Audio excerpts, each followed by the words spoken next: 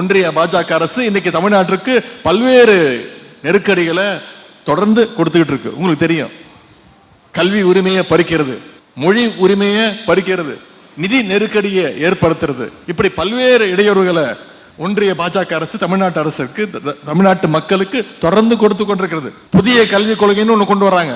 புதிய கல்விக் கொள்கையில என்ன கொண்டு வராங்க? சமஸ்கிருதத்தையும் இந்தியையும் மீண்டும் தமிழ்நாட்டு மக்கள் மீது திணிக்க முயற்சிக்கிறாங்க. ஒன்றிய பள்ளி கல்வித்துறை அமைச்சர் திரு தர்மேந்திர பிரதான் வெளிப்படையாவே சொன்னார், புதிய கல்விக் கொள்கை நியூ எஜுகேஷன் பாலிசி ஏத்துக்கிட்டாதான் தமிழ்நாட்டுக்கு ஒன்றிய அரசு தர வேண்டிய 2500 கோடி ரூபாயை தருவோம் அப்படின்னு ஒன்றிய அமைச்சர் மிரட்டினாரு. நிதினா ஒன்றிய அரசோட நிதி கிடையாது, நாம கட்டியிருக்கக்கூடிய தமிழ்நாட்டு மக்கள் ஒன்றிய அரசு கட்டியிருக்கக்கூடிய வரிப்பணம், கொடுக்க வேண்டிய பணத்தை கொடுக்க முடியாது நாங்க. நம்முடைய தலைவர் சொன்னாரு, நீ புதிய கல்விக் கொள்கை மூலமா மீண்டும் தமிழ்நாட்டுக்குள்ள இந்திய திணிக்க முயற்சிக்கிற, சமஸ்கிருதத்தை மீண்டும் தமிழ்நாட்டுக்குள்ள கொண்டு வர முயற்சிக்கிற, குலக்கல்வி திட்டத்தை மீண்டும் கொண்டு வர முயற்சிக்கிற. 2500 கோடி இல்ல, நீ 10,000 கோடி கொடுத்தாலும் உன்னுடைய புதிய கல்விக் கொள்கையை தமிழ்நாட்டுக்குள்ள நான் என்னைக்கும் அனுமதிக்க மாட்டேன்னு சொன்ன ஒரே தலைவர் தமிழ்நாடு முதலமைச்சர் நம்முடைய தலைவர் அவர்கள் தான். இன்னைக்கு மற்ற மாநில முதலமைச்சர்கள்லாம் அதை தொடர்றாங்க. ஒன்றிய அரசு ஒரு முடிவு எடுக்கும் போது மற்ற மாநில முதலமைச்சர்கள் பாக்குறாங்க, தமிழ்நாட்டு முதலமைச்சர் என்ன முடிவு எடுக்கிறாரு, அந்த முடிவை நாம எடுப்போம் அப்படின்னு இன்னைக்கு நம்முடைய முதலமைச்சர் மற்ற முதலமைச்சர்களுக்கெல்லாம் எடுத்துக்காட்டாக விளங்கி கொண்டிருக்கிறார். டீலிமிட்டேஷன் ஒன்று கொண்டு வர முயற்சிக்கிறாங்க. இன்னைக்கு தமிழ்நாட்டில் 39 நாடாளுமன்ற உறுப்பினர்கள் இருக்காங்கன்னா அதை குறைச்சு கிட்டத்தட்ட 7 தொகுதிகளை குறைச்சு 32 குறைச்சு நம்முடைய மாநிலத்துடைய உரிமையை பறிக்க ஒன்றிய பாஜக அரசு முயற்சி பண்ணிட்டு இருக்கு. பிரதமர் மோடி அவர்கள் ஒரு 3 நாட்களுக்கு முன்பு பீகார்ல சட்டமன்ற தேர்தல், உங்களுக்கு தெரியும், நவம்பர் 6ஆம் தேதியும் 11ஆம் தேதியும் பீகார்ல சட்டமன்ற தேர்தல், அதற்கான பிரச்சார கூட்டத்திற்கு அங்க போறார்.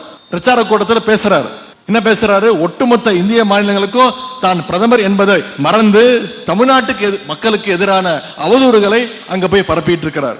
தமிழ்நாட்டில் பீகார் தொழிலாளர்கள் தொடர்ந்து துன்புறுத்தப்படுறாங்க அப்படின்னு பிரதமர் மோடி அவர்கள் பீகார்ல போய் சொல்றாரு. இங்க நாம பீகார் தொழிலாளர்களை துன்புறுத்துறோமா? இதுக்கு முன்னால ஒடிசாவில் இதே மாதிரி தேர்தல் வந்தப்போ அங்க போய் அமித்ஷா அவர்கள் இதே போல ஒரு வெறுப்பு பிரச்சாரத்தை மேற்கொண்டார். இப்போ பீகார்ல தேர்தல் பிரதமரே அந்த பணிகளை ஈடுபட்டு கொண்டிருக்கிறார். ஒரு மாநிலத்துக்கும் இன்னொரு மாநிலத்துக்கும் சண்டை மூட்டி விடுவதா ஒரு பிரதமருடைய அழகு, பிரதமருடைய வேலை என்பதை நாம யோசிச்சு பார்க்க வேண்டும். தமிழ்நாட்டில் இருக்கக்கூடிய அனைத்து பீகார் தொழிலாளர்களும் நிம்மதியா இருக்காங்க, மகிழ்ச்சியா இருக்கிறாங்க.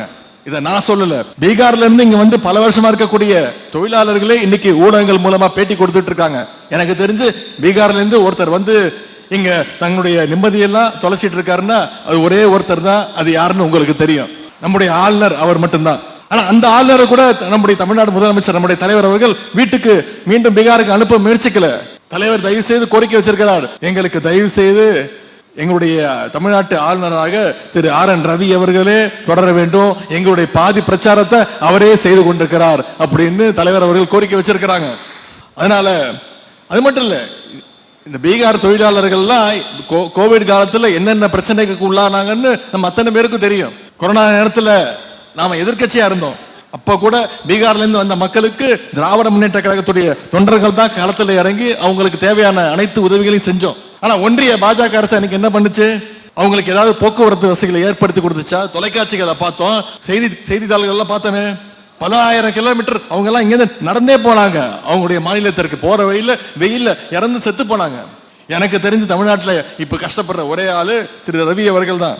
அதே மாதிரி தேர்தல் வெற்றி இல்லை, தேர்தல் எப்படியாவது வெற்றி பெற்றணும்னு தொடர்ந்து இடி அப்புறம் IT இவங்களை எல்லாம் வச்சுக்கிட்டு எதையாவது தமிழ்நாட்டு அரசுக்கு நம்முடைய திராவிட முன்னேற்ற கழகத்திற்கு ஏதாவது ஒரு தொல்லை கொடுக்க முடியுமான்னு எல்லா வகையிலும் முயற்சி பண்ணாங்க. இன்னைக்கு தேர்தல் ஆணையத்திற்கு பின்னாடி ஒளிஞ்சுக்கிட்டு அந்த வேலையில ஒன்றிய பாஜக அரசு இன்னைக்கு ஈடுபட ஆரம்பிச்சிருக்கு. SIRனு கொண்டு வராங்க, ஸ்பெஷல் இன்டென்சிவ் ரிவிஷன் அப்படின்ற திட்டம், சிறப்பு தீவிர வாக்காளர் பட்டியல் திருத்தம் அப்படின்ற ஒரு சதி திட்டத்தை தமிழ்நாட்டுக்குள்ள செய்ய முயற்சிக்கிறாங்க. பீகார்ல இந்த திட்டத்தை செயல்படுத்தி கிட்டத்தட்ட 65 லட்சம் வாக்காளர்களை ஒன்றிய பாஜக அரசு தேர்தல் ஆணையம் மூலமாக நீக்கி இருக்கு. தேர்தலுக்கு இன்னும் 5 மாசமே இருக்கும்போது எதற்கு இப்படி அவசரமா இந்த அறிவிப்பை வெளியிடும் அப்படின்னு நம்முடைய முதலமைச்சர் அவர்கள் கழக தலைவர்கள் கேட்டிருக்கிறார். ஏன்னா பாஜகவால தமிழ்நாட்டில் என்றைக்கும் தமிழ்நாட்டில் அவங்களால நேரடியாக வெற்றி பெற முடியாது. அதனால இந்த SIR மூலமா நம்முடைய இஸ்லாமிய ஓட்டு, சிறுபான்மையினர் ஓட்டு இதையெல்லாம் நீக்கிட்டு எப்படியாவது பாஜக குறுக்கு வழியில் தமிழ்நாட்டுக்குள்ள கால வச்சிடலாம் அப்படின்னு முயற்சிக்கிறாங்க. நான் அவங்களுக்கு சொல்லிக் கொள்வதெல்லாம் கருப்பு சிவப்பு தொண்டு போட்டிருக்கக்கூடிய நம்முடைய கழக உடன்பிறப்புகள் கடைசி தொண்டன் இருக்கிற வரைக்கும் என்றைக்கும் ஒன்றிய பாஜக அரசு சங்கி கூட்டத்தை தமிழ்நாட்டுக்குள்ள நாம நுழைய விடக்கூடாது. அதை மனசுல ஏந்தி கொள்ள வேண்டும். நேற்று கூட அனைத்து கட்சி கூட்டத்தை தலைவர் அவர்கள் நேற்று கூட்டி இருக்கிறார். அதுல பாத்தீங்கன்னா அதிமுக கலந்துக்கல. அண்ணா திராவிட முன்னேற்ற கழகம் இன்னைக்கு SIR திட்டத்தை வரவேற்றிருக்கிறாங்க. அப்படிப்பட்ட ஒரு கேடுகட்ட நிலைமை, ஒரு அடிமைத்தனத்தை இன்னைக்கு எடப்பாடி பழனிசாமி அவர்கள் அந்த நிலைமை எடுத்திருக்கிறாரு. குறிப்பா இந்த ஆற்காடு தொகுதியில் இருக்கக்கூடிய இஸ்லாமியர்கள் நிறைய பேர் இருக்கிறாங்க. இந்த SIR திட்டத்தின் மூலமா அவங்களுடைய பெயர்களை எல்லாம் நீக்க தொடர்ந்து முயற்சி எடுக்க போறாங்க. அதனாலதான் வாக்காளர் பட்டியலில் இருந்து யாருடைய பெயரை அநியாயமா நீக்க கூடாதுங்கிறது தான் நம்முடைய ஒரே கவலை. ஆனா ரெட்டலை சின்னத்தை தேர்தல் ஆணையம் எங்க முடக்க கூடாது அப்படிங்கிறது தான் எதிர்கட்சி தலைவர் திரு எடப்பாடி பழனிசாமி அவருடைய ஒரே கவலை. அதனாலதான் ஒன்றிய பாஜக அரசு என்ன திட்டத்தை தமிழ்நாட்டுக்கு எதிராக கொண்டு வந்தாலும் அதற்கெல்லாம் ஆமாம் போட்டுக்கிட்டு இருக்கிறார். எனவே எடப்பாடி பழனிசாமியோட நிலைமை உங்களுக்கு தெரியும். அவரை பார்க்கறதுக்கே ரொம்ப பரிதாபமா இருக்கு. முதல்ல அந்த அம்மா ஜெயலலிதா அம்மா இருக்கிற வரைக்கும் அந்த அம்மா காலில் விழுந்தாரு. அந்த அம்மா இறந்த பிறகு அந்த அம்மாவுடைய தோழி சசிகலா அம்மா அவங்க காலில் விழுந்தாரு. அப்புறம் சசிகலா அம்மா ஜெயிலுக்கு போனோடனே டிடிவி தினகரன் காலில் கொஞ்ச நாள் விழுந்து கிடந்தார். அதன் பிறகு இங்க வேணாம் அப்படின்னு டெல்லியில போய் திரு மோடி திரு அமித்ஷா காலில் விழுந்தாரு. ஆனா இப்ப என்ன மிகப்பெரிய கொடுமைன்னா மறுபடியும் அவர் தமிழ்நாட்டில் விழுறதுக்கு ஒரு புது கால் கிடைக்காதான்னு வலை வீசி தேடிட்டு இருக்கிறாரு. நான் யார சொல்றேன்னு உங்களுக்கு தெரியும். அவருக்கு விழுறதுக்கு கால்கள் கிடைக்கும். ஆனா தமிழ்நாட்டு மக்கள் அவரை அதே காலால விரைவில் எட்டி உதைக்க போறாங்க. எனக்கு தெரிஞ்சு திரு எடப்பாடி பழனிசாமி அவர்களுக்கு தெரிஞ்சது ரெண்டே விஷயம்தான். ஒன்னு காலில் விழுறது, இன்னொன்னு அடுத்தவங்க காலில் வாரி விடுறது. இது ரெண்டு தான் ஒரு ஸ்பெஷலிஸ்ட். திரு செங்கோட்டையன் அவர்களை நேற்று நீக்கி இருக்கிறாரு. மிக மிக மூத்த அரசியல்வாதி. திரு எம்ஜிஆர் காலத்தில் அவர் சட்டமன்ற உறுப்பினராகவும் அமைச்சராகவும் இருந்தவர்.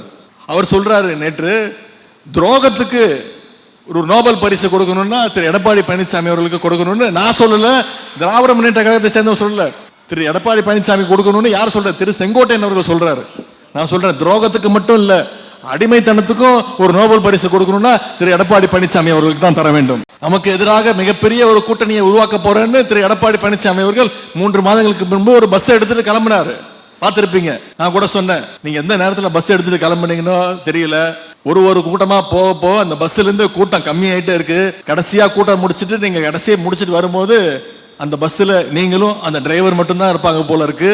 அந்த அளவுக்கு ஒவ்வொருத்தரையா நீக்கிட்டு இருக்கிறாரு. நம்மளுக்கு எதிராக ஒரு மிகப்பெரிய கூட்டணியை அமைக்க போறேன்னு சொன்னாரு. ஆனா இன்னைக்கு என்ன ஆச்சுன்னு பாத்தீங்கன்னா, அதிமுகவினரே அவருக்கு எதிராக ஒரு மிகப்பெரிய கூட்டணியை அமைச்சுக்கிட்டு இருக்கிறாங்க. எடப்பாடி பழனிசாமி அவர்கள் முதல்ல சசிகலாவை நீக்கினாரு, அப்புறம் தினகரன் நீக்கினாரு, அப்புறம் OPS நீக்கினாரு, நேற்று திரு செங்கோட்டையனை நீக்கி இருக்கிறார். இப்படி தொடர்ந்து நீக்கி ஒரு நாள் அவர் தன்னையே மறந்து ஒரு நாள் அறிவிப்பு வெளியிடுவார். எடப்பாடி பழனிசாமி அவர்களை நான் கட்சியை விட்டு நீக்கிறேன் அப்படின்னு அவரே தன்னை நீக்கிக் கொள்வார். எனக்கு இந்த எடப்பாடி பழனிசாமியுடைய தலைமையில் அந்த அதிமுக பார்க்கும்போது இந்த கரகாட்டக்காரன் படத்துல வர அந்த வண்டி ஞாபகம் தான் எனக்கு வரும். அது தெரியல, காருன்னு நினைச்சாலே எனக்கு அதிமுக ஞாபகம் வந்துடும். உங்களுக்கு ஞாபகம் இருக்கும், 2 வருஷத்துக்கு முன்பு 3 வருடங்களுக்கு முன்பு சட்டசபையிலே நான் பேசினேன். திரு எடப்பாடி பழனிசாமி அவர்கள் அப்போ எதிர்கட்சி தலைவர் தவறுதலாக என்னுடைய கார்ல ஏற போயிட்டார். அப்போ அவையிலே நான் சொன்னேன், எதிர்கட்சி தலைவர் அவர்களே, நீங்க தெரியாம என் காரை எடுத்துட்டு போயிட்டீங்க, தயவு செய்து எடுத்துட்டு போங்க, என் கார் தான், ஒன்றும் தப்பு இல்லை. நான் உங்ககிட்ட ஒரே ஒரு கோரிக்கை தான் வைக்கிறேன், காரை எடுத்துட்டு அந்த கமலாலயத்துக்கு மட்டும் சென்றாதீங்க அப்படின்னு சொன்னேன். பாத்தீங்கன்னா சொல்லி 10வது நாள் காரு நேரம் கமலாலயத்துக்கு போச்சு. அப்புறம் பாத்தீங்கன்னா டெல்லிக்கு போனாரு சமீபத்துல, அதுலயும் கார் ரொம்ப ஃபேமஸ் ஆச்சு. ஒரு கார்ல போல 4 கார் மாறி மூஞ்ச மூடிக்கிட்டு யாருக்கும் தெரியாம போனாரு. நேற்று முன்தினம் குரு பூஜை, தேவர் குரு பூஜைக்கு இதே மாதிரி ஒரு கார்ல முன்னாள் முதலமைச்சர் திரு O பன்னீர்செல்வம் அவர்களும் திரு செங்கோட்டையன் அவர்களும் திரு தினகரன் அவர்களும் இன்னைக்கு அதே மாதிரி ஒரு கார்ல போயிருக்கிறாங்க. அதான் அந்த கரகாட்டக்கார படத்துல சொல்லுவாங்க, இந்த காரை நீ வச்சிருக்கிற, கிட்டத்தட்ட அந்த நிலைமை இன்னைக்கு அண்ணா திராவிட முன்னேற்ற கழகத்திற்கு வந்திருக்கின்றது. இதையெல்லாம் மக்கள்கிட்ட கொண்டு போய் சேர்க்க வேண்டிய கடமை திராவிட முன்னேற்ற கழக தொண்டன் ஒவ்வொருத்தனுக்கும் இருக்கிறது.